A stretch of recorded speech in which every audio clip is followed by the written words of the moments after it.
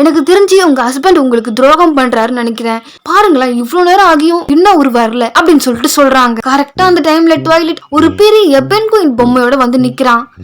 என்ன தயவு செஞ்சு மன்னிச்சிடுங்க, இங்க ஒரு காம்படிஷன் நடத்தினாங்க, அதுல ஜெயிச்சு ஆன்யாக்கு இந்த பொம்மை வாங்கறதுக்காக வெயிட் பண்ணிக்கிட்டு இருந்தேன், அதனாலதான் இவ்வளவு நேரம் ஆச்சு அப்படின்னு சொல்லிட்டு சொல்றான். இதுகிட்ட அந்த பக்கத்து வீட்டுக்காரங்க பேசிட்டு இருந்ததை அப்படியே மாத்தி, நீங்க ரொம்ப நல்ல அப்பா, உங்க பொண்ணுக்காக இவ்வளவு பண்றீங்க அப்படின்னு சொல்லிட்டு சொல்றாங்க.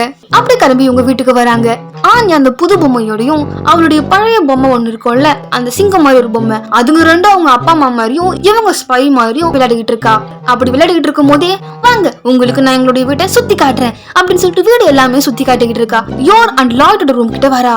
இங்க பாருங்க, இதுதான் எங்க அம்மா அப்பாவோட ரூம், இந்த ரூம்குள்ள நான் போவே கூடாதுன்னு சொல்லிட்டு சொன்னாங்க, ஆனா நம்ம போலாமா அப்படின்னு சொல்லிட்டு லாக்க போட்டு ஓபன் பண்ண ட்ரை பண்றா. கரெக்டா அங்க டாய்லெட் வந்து, மறக்காம இந்த டைட்டிலுக்கு மேல இருக்க லிங்கை கிளிக் பண்ணி ஃபுல் வீடியோ பார்த்து என்ஜாய் பண்ணுங்க.